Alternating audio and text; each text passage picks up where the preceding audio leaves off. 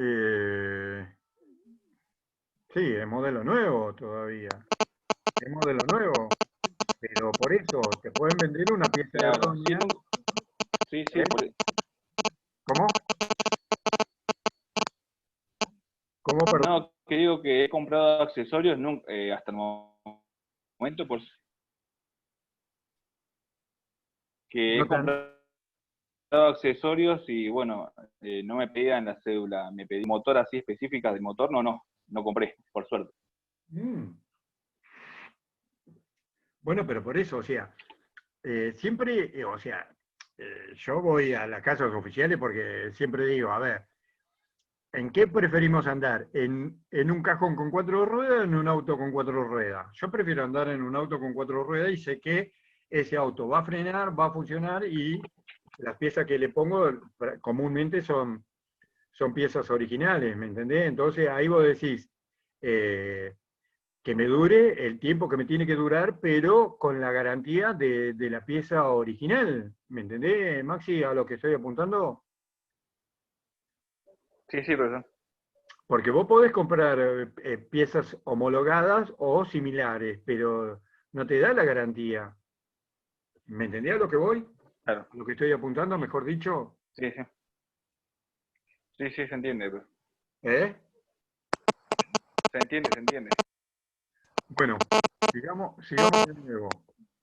Vamos, dividimos el motor en tres partes, dividimos el motor en tres partes, el aceite va a recorrer las tres partes, va a llegar a la parte superior y después va a caer directamente por gravedad por un conducto independiente. Hay una cosa importante que nosotros tenemos que ver. Cuando nosotros ponemos en marcha el vehículo, ¿me escuchan bien? Porque hay un sonido medio de fondo, no sé qué es. No sé si es mío o... ¿Me escuchan bien? Sí, se A mí escucha como que perfecto. se me, ¿Eh? a mí como que se me corta la imagen, profesor. Por tramos como que se me tilda un poco el tema Sí, del pero video. No sé si puede es ser un la problema señal, mío. pero hay un sonido de fondo, no sé si es mío o de alguno. Yo más que nada para que me escuchen. Yo más que nada para que me escuchen y lleguen a entender. Entonces, repasemos de vuelta. Motor en tres partes, superior, media e inferior.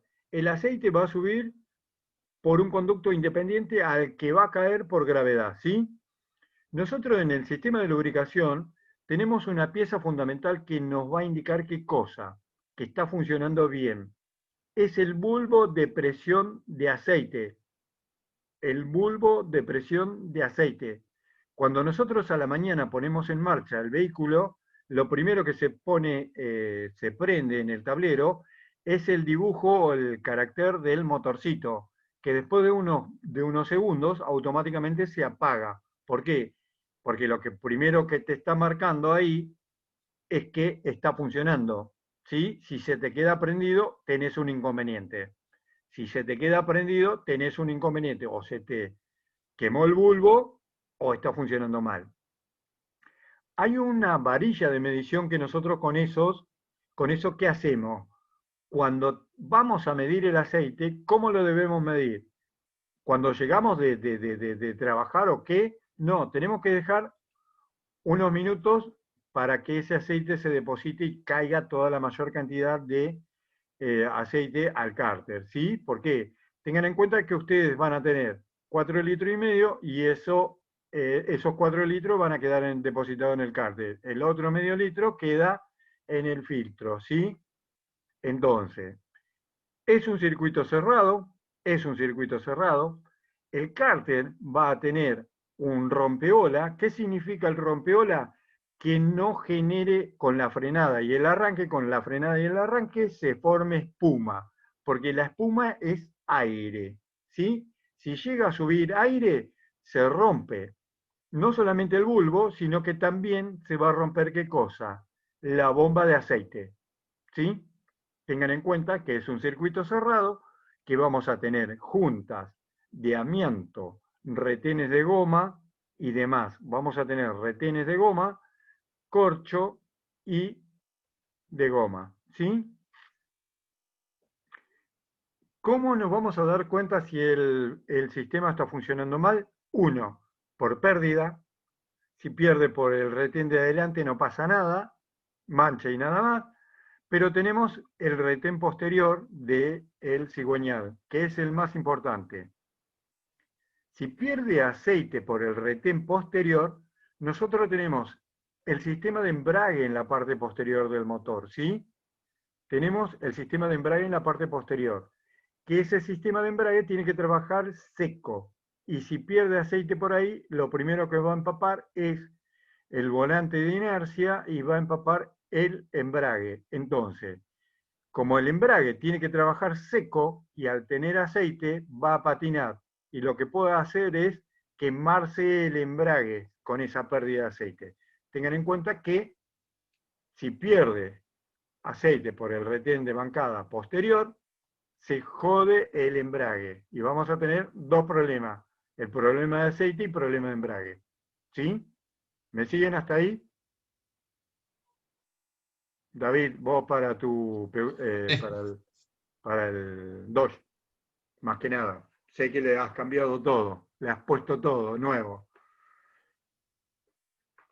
Eso con respecto. Bueno, es un circuito cerrado.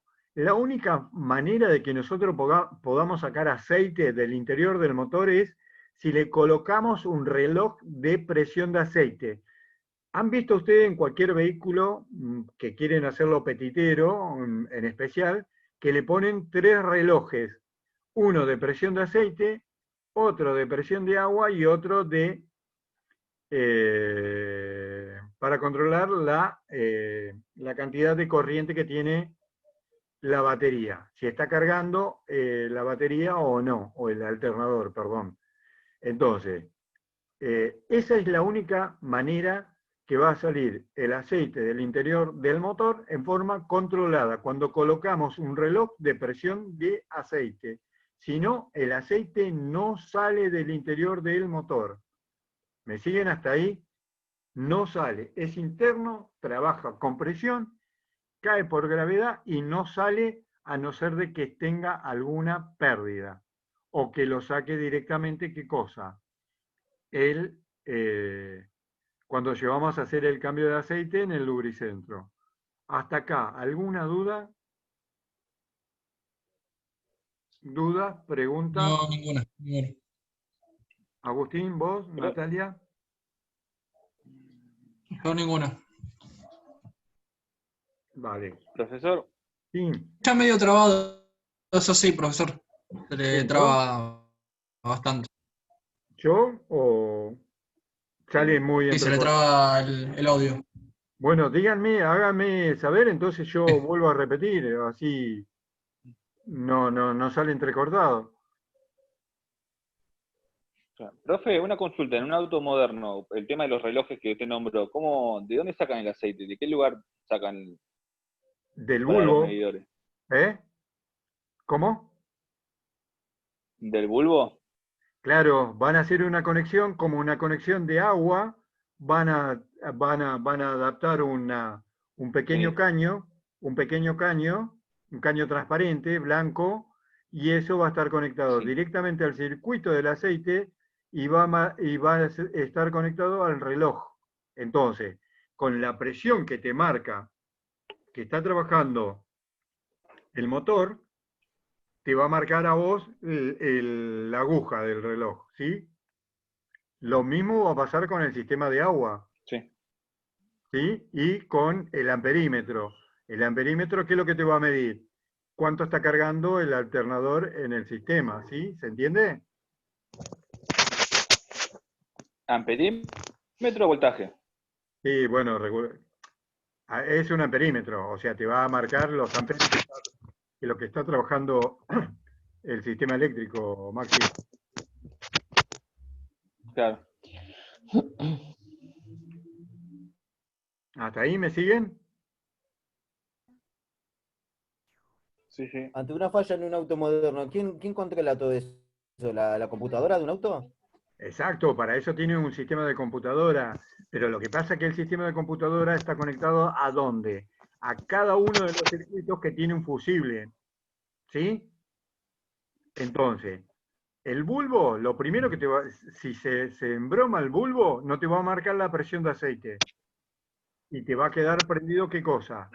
El signo o el asterisco del motorcito. Entonces, ahí vos lo que tenés que hacer es, automáticamente, o se sulfata la conexión del bulbo con la corriente eléctrica al medidor, y entonces eso provoca una falla. O que se te queme un fusible, David, por una sobrecarga, ¿se entiende? Por eso es o sea, el CDI controla todo el funcionamiento de todos los sistemas, pero ¿mediante qué? Mediante la caja de fusible. Por eso, muchísimas veces.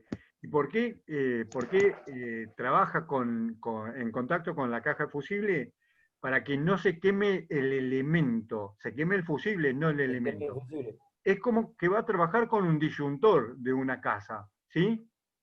O la térmica. A ver, pongo un ejemplo más tonto todavía. La térmica. Hay una sobrecarga de corriente que salta. La térmica. El Para, disyuntor.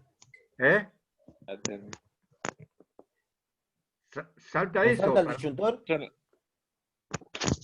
¿Cómo, David? Perdón. En una sobrecarga no salta el disyuntor que detecta la variedad.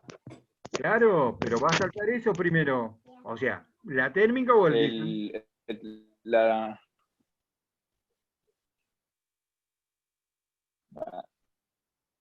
¿Cómo?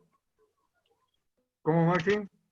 David, la ¿terminaste? térmica protege el circuito y el disyuntor en caso de una persona.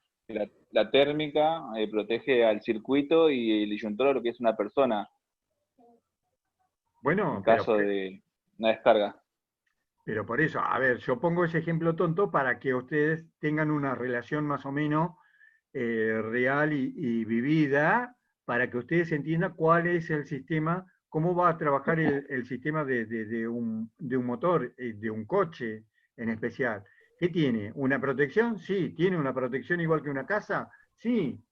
Tengo un sistema de alarma y va a funcionar la bocina, pero en definitiva, ¿qué es lo que están queriendo hacer? No soy yo el que estoy queriendo entrar a mi casa, ¿me entendés? ¿Me entendés, Maxi, a lo que estoy apuntando? ¿Me escuchan bien o no? Sí, sí. Profesor, ¿el vigía funciona de la misma forma también? El vigía funciona de la misma forma. Está bien. El vigía funciona de la misma forma. O sea, es otro complemento más de seguridad. O sea, acá hay una cosa que nosotros tenemos que tener en cuenta. ¿Qué cosa? Que nosotros, que si nosotros estamos transitando y se nos prende alguna de esas lucecitas, nosotros tenemos que tener la previsión de qué cosa, de parar y revisar. O sea, si estamos en una ruta, por supuesto, vamos a parar, vamos a hacernos en una estación y vamos a tratar de controlarlo, porque si no después el motor es lo más caro, ¿eh? El motor es carísimo, carísimo la reparación. Entonces, cambiar una pieza, un bulbo, es mucho más barato que reparar un motor completo. ¿Se entiende a lo que estoy apuntando? Que vas a cambiar un componente de ese sistema, pero no vas a tener que reparar todo el motor. ¿Se entiende a lo que voy, Maxi?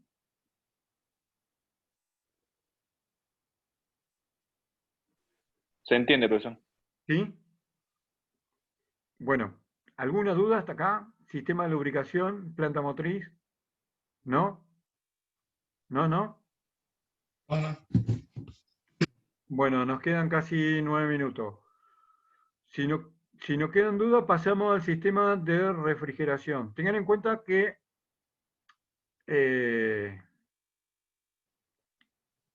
le hago un repaso general.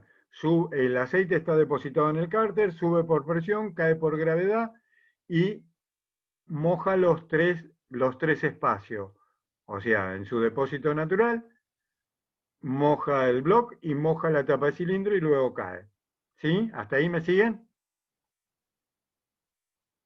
Bueno, pasamos al sistema de refrigeración. El sistema de refrigeración de un automóvil, el elemento fundamental, cuando yo digo elemento, estoy hablando de agua, no estoy hablando de ninguna otra pieza. ¿Sí? Lo mismo pasa en el sistema de lubricación. ¿Cuál es el elemento fundamental del sistema de lubricación? El aceite. Perdón, no expliqué. Hay dos tipos de aceite, minerales y sintéticos. ¿Qué significa uno y otro? Que uno directamente es sacado desde el pozo de petróleo y tiene un pequeño tratamiento, pero no tiene ningún aditivo. En cambio, los sintéticos son fabricados en laboratorio, ¿sí? Por eso las distintas marcas de coches y demás dicen, use este tipo de aceite y comúnmente va a ser multigrado. ¿Por qué? Porque va a variar ¿qué cosa? Para una temperatura baja y una temperatura extremadamente alta. A eso es lo que hace la temperatura del multigrado, ¿sí? Comúnmente baja temperatura y alta temperatura. Tengan en cuenta una cosa, que no es lo mismo tener un vehículo de la misma marca en Ushuaia que en La Quiaca. ¿Por qué? Porque hay una variación de temperatura muy importante. En La Quiaca hace 50 grados de temperatura y en Ushuaia hace 20 bajo cero. O sea, el aceite que uso en La Quiaca no lo voy a poder usar ¿en dónde? En Ushuaia. ¿Se entiende cuál es la diferencia más o menos? ¿Sí? ¿Me siguen? Sí, sí. Bueno, vamos con el sistema de refrigeración. El agua. ¿Por dónde? El depósito natural del agua va a ser el radiador, el bloque del motor y el depósito auxiliar del agua. Ahora cualquiera de los autos que ustedes tengan, comúnmente no cargan el agua en el radiador, ¿sí? Salvo coches antiguos que sí tienen el radiador, que tienen la tapa. Hoy comúnmente se carga ¿dónde? En el depósito auxiliar de agua, que es el tambucho de agua. ¿Sí? El agua, comúnmente, ¿dónde va a estar depositada? Una vez que nosotros estamos cargando el agua en el depósito auxiliar, ¿dónde entra esa agua? En el bloque del motor, en la tapa de cilindro y en el radiador. No entra en la parte inferior del motor, ¿sí? El agua va a circular únicamente en la parte media y en la parte superior del bloque del motor, ¿sí? ¿Cómo va a ser el agua? ¿Dónde va a estar ubicada? Alrededor de cada uno de los cilindros, ¿sí? El agua va a estar ubicada alrededor de cada uno de los cilindros. ¿Por qué? Porque el agua, mientras que el motor no esté en funcionamiento, va a estar estática. Una vez que ponemos el motor en marcha, la bomba de agua, que está unida al cigüeñal mediante una correa, va a hacer circular el agua alrededor del cilindro y de la tapa de cilindro. ¿Sí? ¿Me siguen hasta ahí? Entonces, ¿qué pasa con esa agua que está circulando alrededor del cilindro y en la tapa de cilindro? Tengan en cuenta que el motor, al producir la explosión, genera temperatura, genera mucha temperatura. Entonces, el agua controla, regula y mantiene la temperatura del motor. ¿Sí? Esos son los principios del sistema de refrigeración. Controla, regula y mantiene. Una vez que nosotros pusimos en marcha el motor del automóvil, el agua está circulando dentro de la cavidad del motor, o sea, el bloque y la tapa de cilindro, y no va a salir al radiador hasta en tanto que abra el termostato.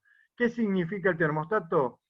Que va a controlar la temperatura del motor y esa es una pieza electromecánica que automáticamente, una vez que toma una temperatura adecuada, abre para que el agua que está caliente en el interior del motor circule por la manguera superior y vuelva a ingresar al motor por la manguera inferior. ¿Sí? ¿Me siguen hasta ahí? Sale por la manguera superior e ingresa a menor temperatura al interior del motor. Tenemos un bulbo de temperatura también, que comúnmente va a estar adherido al radiador, y ese bulbo es el que nos va a indicar a nosotros qué cosa, la temperatura en el tablero. Nos indica el bulbo de temperatura, nos indica la temperatura que está trabajando el motor en el tablero. Una pieza fundamental, ¿por qué?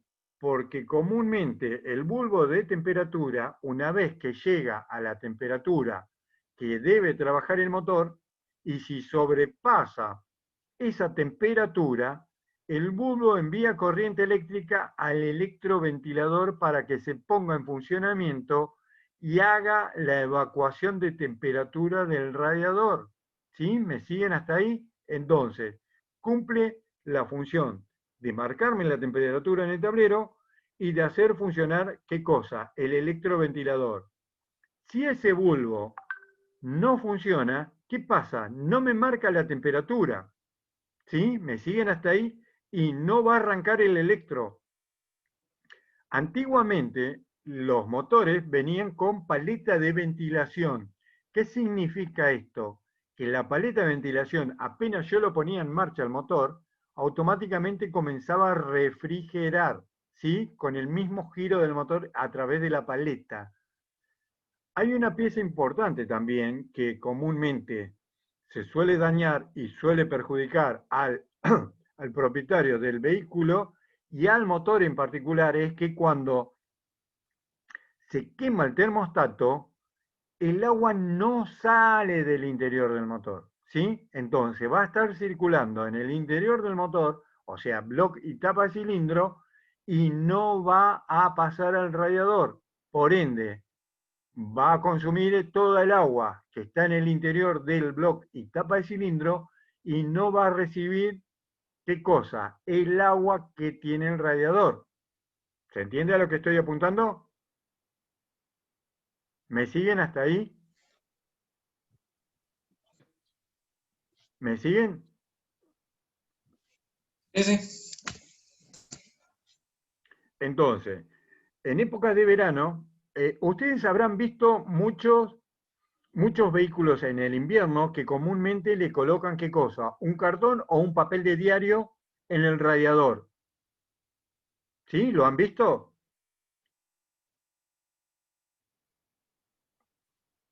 ¿Pero para qué? ¿Para qué es eso? Para que la temperatura, ante el avance del vehículo, no refrigere tanto el agua. ¿Por qué? Porque a baja temperatura el motor va a seguir funcionando igual, pero va a trabajar con una temperatura mucho menor de lo que comúnmente trabaja.